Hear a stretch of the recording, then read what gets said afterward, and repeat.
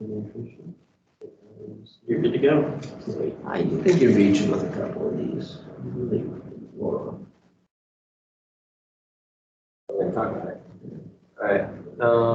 And then I will meander around a little bit, but for the most part, I'll just stay over here with you guys. Wherever you want. Okay. You do you. Great. You're making me too comfortable over here. I need a certain level of stress here. All right, let's get this going. And again, if at any point you can't hear me, just let me know. Sweet. All right, everybody. Welcome to Recreation 101, Recreation Matters 101. So it'll be an overview on the 8 dimensions of wellness and their role in positive collegiate experience. We'll talk about why we're talking about it throughout the whole presentation. So let me do a brief introduction. My name is Derek Lauer. I'm the Assistant Director of Campus Recreation here at Florida Poly. Been here for about 4 years, 4.5-ish years. Our recreation program has been around for about 3.5 to 4 years. And so we'll kind of talk about the progressions that we've made and some of our impacts on the student experience, as well as some nationwide trends, students using gyms and how that affects them academically, socially, mentally. So that'll be the main focus. But let's go ahead and hop right into it. Learning outcomes. It's not a presentation or a lecture without learning outcomes. So a quote that I came up with today: today is never wasted if you learn at least one new thing. And then I put it into Google to make sure I wasn't plagiarizing and like 1,000 people had said it. So I'm not gonna cite all 1,000 of them because I thought of it first. So we want to be able to identify the 8 dimensions of wellness. And keep in mind, for this presentation, we're going to use the 8 dimensions of wellness. We'll talk a little bit about the history of it, but it ranges from 6 to 12 to as many as you want to break it down into. But again, the main kind of concept rolls around the 8 dimensions. Understand the benefits of recreation and how it can positively impact your collegiate experience. And then be able to reflect on your life and how you achieve balance through these 8 dimensions of wellness.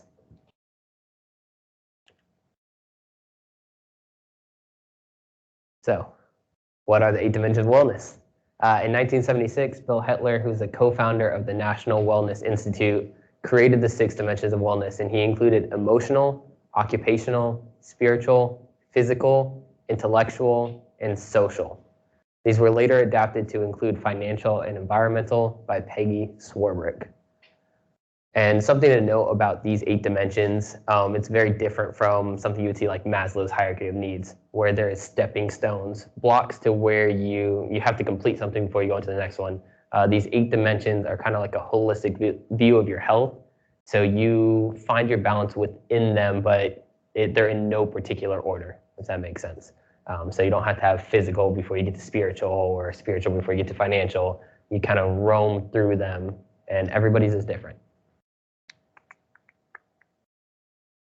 And then we're all in college, so we've probably seen the college triangle, where it has a triangle, and one point is grades, one point is sleep, and one point is social life, and it says pick 2.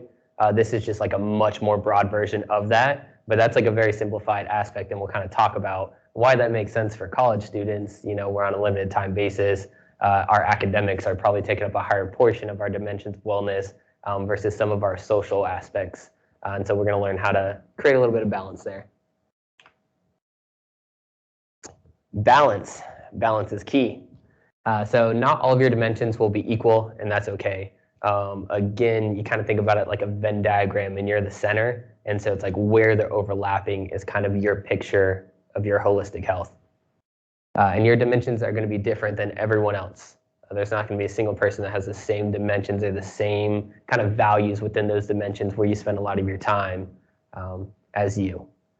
And then balancing your dimensions takes constant awareness, acceptance, and commitment.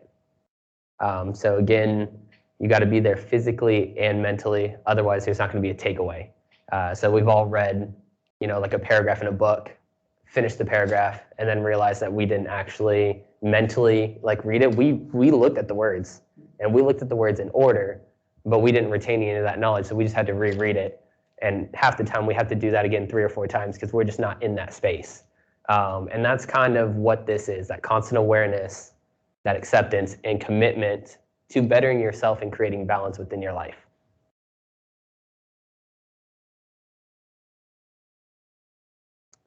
So really, what are the 8 dimensions of wellness? And this picture up here is kind of the first place I learned about the wellness wheel or the dimensions of wellness. And so this is a UF skater well. And as you can see on here, there's 9 dimensions. Pretty sure the first time I saw it there was 8, but cultural has been added on here, which differs from what we talked about earlier. And so that's kind of where we see there is progression within these dimensions of wellness. As we learn more and as we deep dive into these dimensions, you can start to see where some could break off and be other things.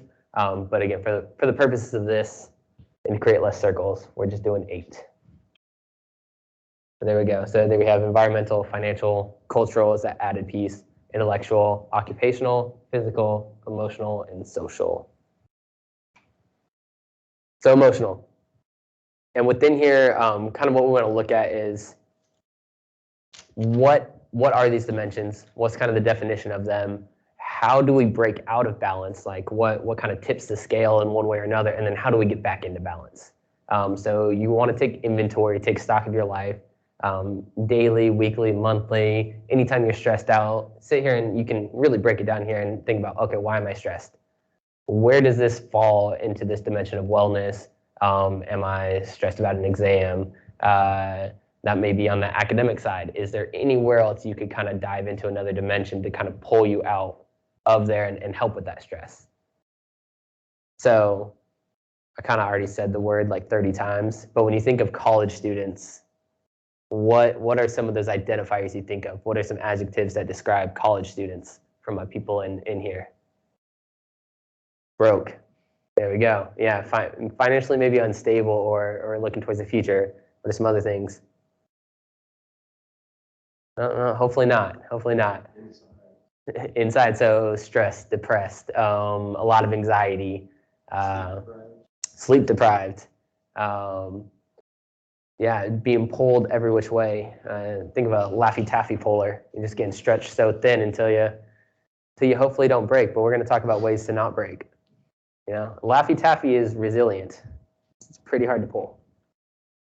So again, emotional. So this is a space where you're going to understand your feelings and thoughts and how you cope with the ups and downs of life.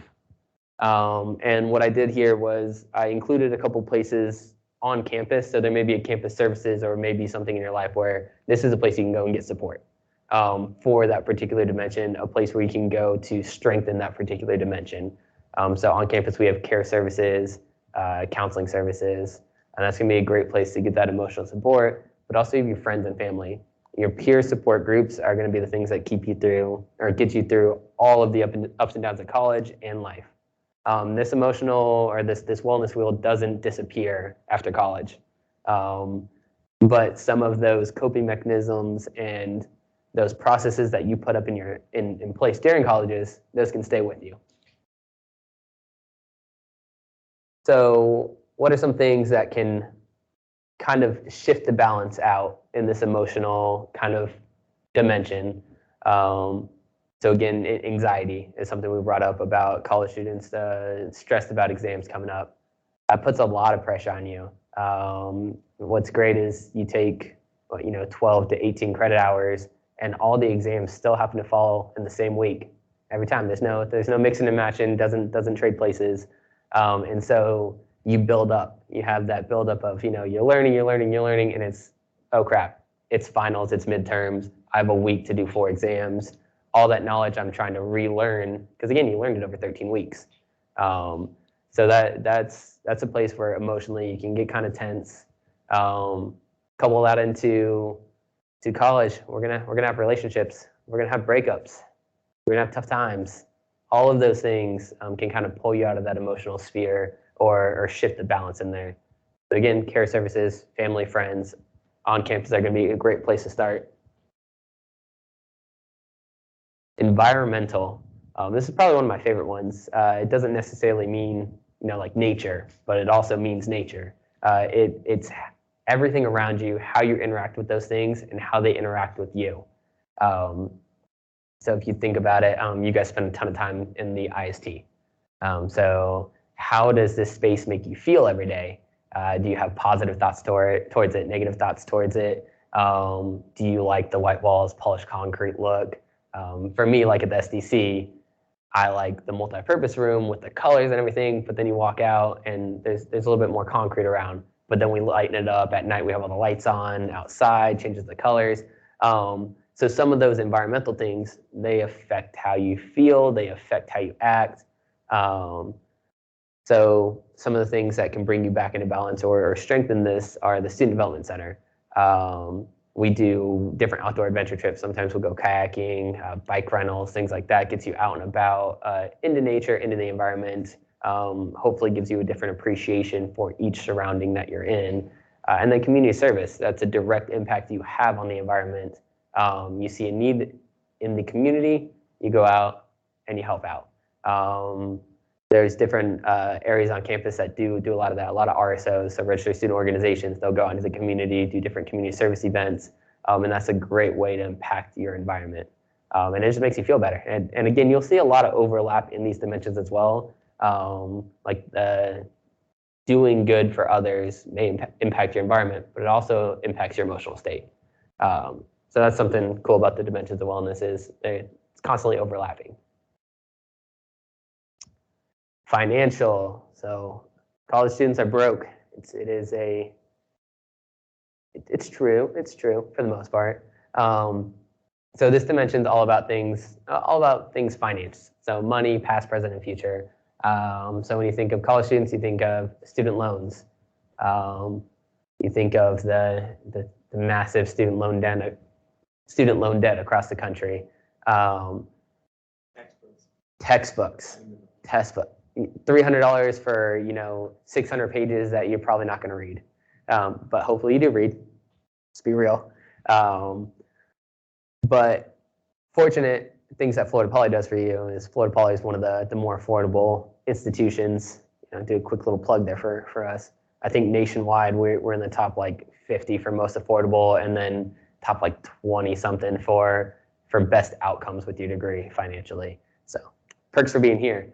But places that can help you on campus, financial aid, student business services. Those are definite places where if you're struggling and you're like, hey, I need to continue college, those places are going to say, yes, we want you to stay. Here's what we can do to assist you. Getting a job on campus, getting a job in the community. We'll also talk about occupational as a wellness wheel or a dimension of wellness as well. So things that can pull you out of balance. Again, every year where that tuition comes due, the textbooks come due, it all happens at once. It kind of, when it rains, it pours with finance. All that'll happen, and then you'll get a flat tire in your car as well.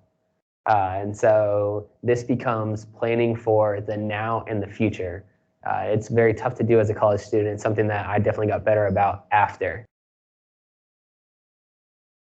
With the finance and how to save money, what's more important when we talk about loans, paying down credit cards, things like that. How do we do all that? Again, these services on campus are going to be able to help you figure that out now. Talk to your family, talk to your parents, talk to financial advisors, go out and, we have a wealth of knowledge at our fingertips all the time.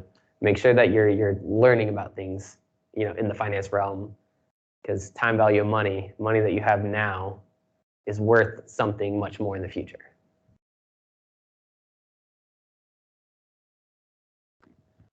So intellectual, so that kind of falls into the academic piece. So we're at college to learn, to get a degree, to graduate, to go better the community with our knowledge. So you want to become a lifelong learner and then find value in what you study. So you can be a lifelong learner and go to college and get a degree, but hate your degree and never want to use it. That's going to put you in a bad space inside this kind of sphere, this dimension. So you truly want to find value in what you study, because if you find value in it, you're going to want to keep doing it. You're going to want to keep progressing, that field of study and your knowledge within it. And again, like we said at the very beginning, it's not a wasted day if you learn something new. So just keep that in mind. If you just sit there all day and you can't think of one thing that you learned, again, pull out your phone, Google something that you've always been interested in.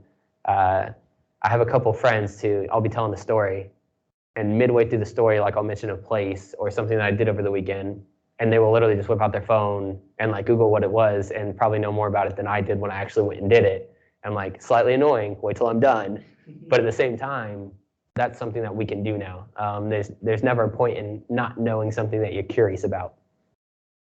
So places on campus, academic success center, tutoring, going to your professor's office hours, creating study groups. Those are going to help you come back into balance and then strengthen this dimension. Things that knock you out of balance. Again, it's going to be your classes. It's going to be what is your time management skills? What are your study skills? Do you know how to study? Believe it or not, apparently there's a right way to do that. It took me a while to figure out. I still don't know if I have it down, but it's very important to study the way that works for you. And again, these services can bring that to you, can strengthen that within you. Occupational. So personal satisfaction with jobs, grades, school, extracurricular activities. So this is college right here. This is a lot of things that you do here fall into this role. So again, grades and school. Most of us have jobs, and then hopefully we all participate in those activities outside of school as well. We'll talk about the recreation piece in that later. But career services, internships, Student Government Association, registered student organizations, and the Student Development Center are all places on campus that can help you with this dimension. Things that kind of pull you out of it. Again, you go get a job or you're doing something that you really hate and you don't view it as a good use of your time, it just puts you in that bad mental headspace. It kind of pulls those other areas down. You don't feel well, you don't want to go to work, you end up missing more time, just puts you in a bad spot. So by participating in those different activities, so we got Purple Fire Robotics in here. That's a great registered student organization. You can shout outs all day. We'll take it. But that's just a great way to be involved with something that, one, is academic based, two, is a whole lot of fun, and three, you're going to learn a ton of new things, meet a ton of new people, and that's just going to overall strengthen your personal satisfaction with your school, your activities. Physical. So understanding the need for physical activity, proper nutrition, and sleep. So Student Development Center, Chartwells, Peer Health Educators, those are going to be the groups on campus that can really strengthen this dimension. Again, back to that little triangle that we had, sleep was one of those. Sleep deprived, that was one of the words we threw out about college students. Sleep is very important. Your body can't recover if we don't sleep. You don't get stronger. Again, you're not as good at retaining memory. You're gonna cram all that knowledge the night before, sleep for 3 hours, and then just wake up and not have remembered it just the way you crammed for it. So again, making sure you get those 6 to 8 hours of sleep every single night. Every single night. Social. So building meaningful relationships and developing a sense of connections with friends, family, and the community. So places on campus, Student Development Center, care, residential life, and so much more. Anywhere you're around a group of people, anywhere that you're with friends, or in the ability to build new relationships. The things that are very important for this on campus is career fair. So if you're able to go out and build relationships, in your normal life, that means you can do that at an event such as career fair where you're looking to get an internship job after college.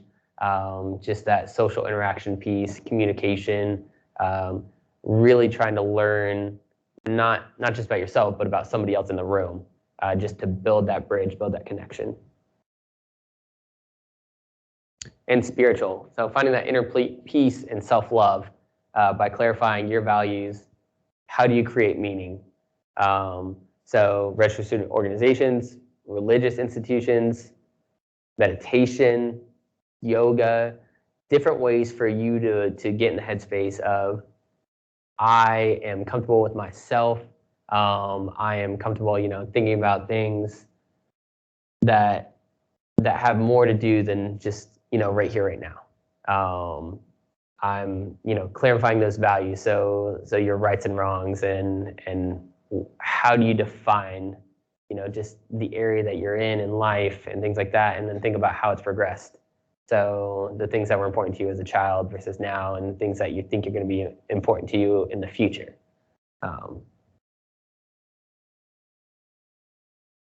Bam. I thought this was about recreation. So again, Recreation Matters 101. It is. So according to the dictionary, recreation is a refreshment of strength and spirits after work. And that's a very vague definition. So we're going to break it down into here at Florida Poly. So recreation includes intramural sports, fitness, aquatics, basically anything that happens in the Student Development Center.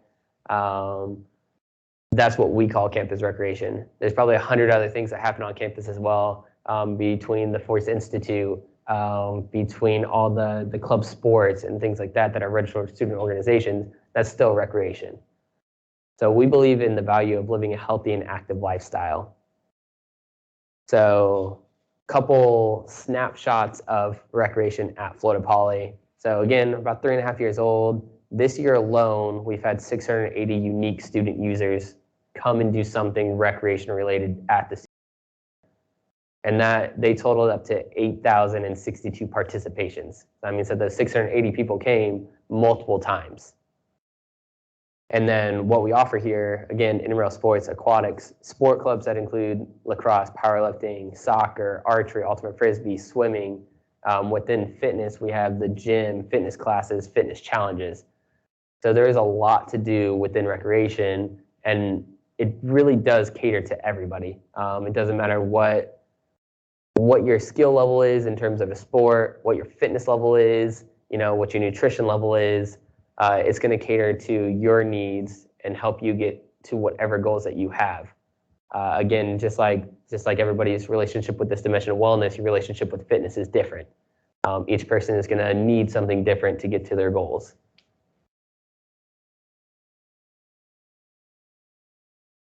So again, it's a choice. So living a healthy, active lifestyle comes down to making choices. It's not about making the right choices, kind of like that's defined by what you think society says you have to do. Oh no, I can't eat this whole thing of Oreos in one sitting. Have I done it? Absolutely. Was it the right decision? For me at that time, maybe it was. And that's the biggest thing, is it's about making the best choice for you in that particular situation. And then, say you think back on it, you're like, I made the wrong choice. Why did I do that? What can I do better for next time? And really just, again, getting the headspace of, I want to think about my actions, how they affect me, and how they affect the others around me. So that's where holistic health can be represented by these 8 dimensions of wellness. So your balance, again, is your overall health. Everybody's balance is different, so how you view your current health is going to be different than how somebody else views it. You may say, hey, I'm in great health. And another person say, mate, I'm in great health. You guys look totally different. You do different things, but it's your relationship with that dimension of wellness, where you're at right now, and kind of how you feel. If you feel good, everything checks out, then that's perfect. That's where you want to be. And then you can think about, okay, where do I want to strengthen? But overall, it's always, every time you do that inventory of how do I feel, you want it to come out good, great, phenomenal. If it's anything less than that, break it down. Okay, why am I not good today? Is there something coming up? Is there something that I can prepare for? Can I fix it now? No. Okay, maybe I need to let it slide for a little bit. So dimensions affected by recreation. We could break it down. It could be all of them. Easily, I could find some way to piece it in there. But for the most part, I'm going to keep it down to these 4: physical, academic, social, and environmental. So what is recommended?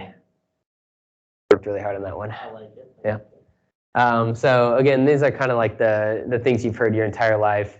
30 minutes of moderate exercises per day, proper nutrition, 8 hours of sleep, 64 ounces of water. That's kind of the recommended. Could definitely be more though. So the more you do, you're gonna find yourself feeling a lot better. So 30 minutes of moderate exercise, that means like a brisk walk or something to get your heart rate beating a little bit more. what we're finding and what more studies are coming out and saying, minutes, if you were to throw 10 minutes of more vigorous exercise, you're probably going to see better results. That blood pumping, getting all those endorphins out, how your brain basically reacts with all those chemicals and those hormones. Proper nutrition, again, your body is an engine. What you put in is the fuel. So if you're putting in that premium elite stuff, you're going to run a lot better. You know, that normal unleaded, it works on most cars, and you're going to be fine. But really think about what you put in your body, how much you put in, and you know, at what times a day you're putting it in. You know, everybody's schedule is different, but if you wake up at 6 a.m. every day, you probably don't want to be eating food at 2 a.m. You probably want to be in bed because you're not hitting your 6 hours or 8 hours there. And then 64 ounces of water. If you're doing a lot of physical activity, that goes up. So just keep that in mind. So the physical benefits. So again, this wellness dimension. So your mood gets boosted. We've all heard runner's high. Most people think it's fake because why would running be fun? But it is. You hit that point where you're like, okay, this is not nearly as bad as I thought it was going to be. I actually feel good once I finish it. So why do you feel good? Again, a lot of chemical reactions happening in the brain, that blood pumping, but also you just accomplished something. It always feels great to accomplish something. You kind of associate finishing that exercise with a good thing. So that always makes you happier. Weight loss. So a little clickbait for you. 70% of students gain weight. When you click into that, it's actually like, on average, it's 2.4 pounds. So not that bad. So don't get too concerned. But also increases in weight are associated with the higher chance of heart disease, joint damage, and things like that. So just keep in mind the physical benefits of weight loss and maintaining a healthy weight for yourself. Immune boost.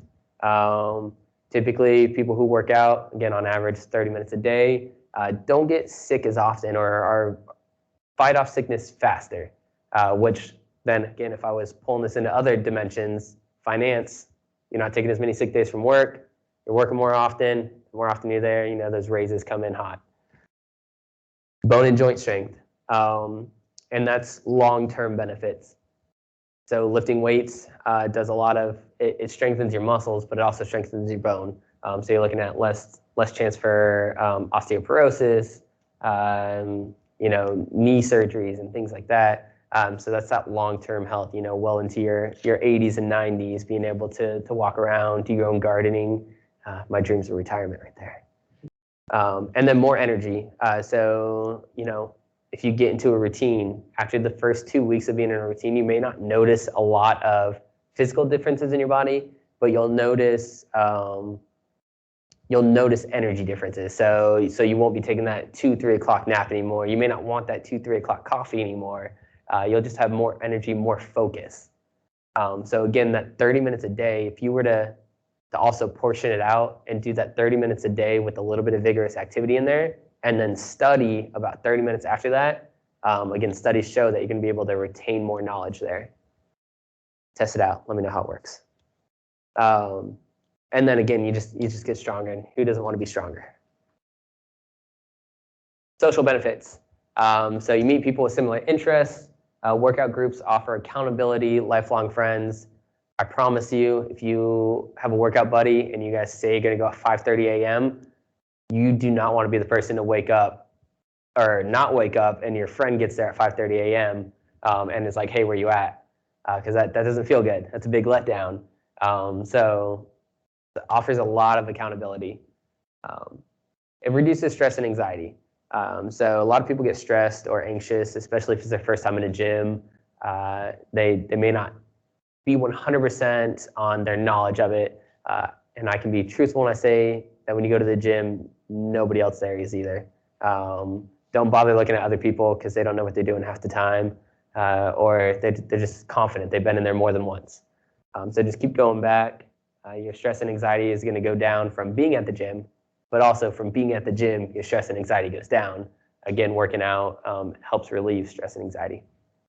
Environmental. There's a lot of those different activities, meditation, yoga, kayaking trips, hiking, helps you become a little bit more one with nature, a little bit more focused on what's around you and how you interact with it. And again, you're going to be able to do more, go on those longer hikes, go on those longer bike rides, be more confident when somebody says, hey, let's do a backpacking trip through the Grand Canyon. You're going to be like, all right, let's go. So you're just able to do more and able to have more interactions in life. And why we're here, I saved it to the last slide. Academic benefits. So going to the gym equals better GPA. So UCF did a study recently, and they repeat the study every year just so they're like, hey, it still works. We're still doing it. But 3.18 GPA for users, and that's people who used it 45 times or more per the semester. And then 3.08 GPA for non-users. Again, we're looking at a 1/10 of a difference. So you may be like, okay, I'm still keeping my financial aid by not using it. I'm still passing, C's get degrees right there. But what are those benefits that came from? One, yeah, you got a better GPA than somebody else. But two, going to the gym 45 times or going to do an activity 45 times, how many benefits did you get from doing that? So again, we talked about the social. You probably made some friends there. You definitely, got a little bit healthier, definitely got into a better mindset, relieved a little bit of stress. So yeah, better GPA, not by a lot, but those other benefits in turn from taking the time to do that probably outweigh that by a lot more. And then you're more likely to return and graduate. They really, really focus on retention rates, persistence, graduation rates in 4 years and 6 years. And again, people who use the gym, who go to recreation activities, are much, much more likely to return the next year and to graduate. And why? Why is that? It's because they're involved in something on campus. They have a reason to be there. They have a reason to stay. They've created a relationship with their environment, with the people around them. Again, with that community, it creates that accountability. It just creates a better atmosphere for yourself. So based on all that, does it have to be recreation? No, absolutely not. But you have to be involved with something that you love. So again, find those things that bring you joy on campus, that make you want to come back, and you're going to do well. You're going to do well in school. You're going to do well in life. And if you want more, come visit me at the Student Development Center. Send me an email. These are just a couple links to the wellness wheel, to the original wheel, and to more current ones. But this is a topic I'm always happy to talk about. And again, come visit us at the Student Development Center.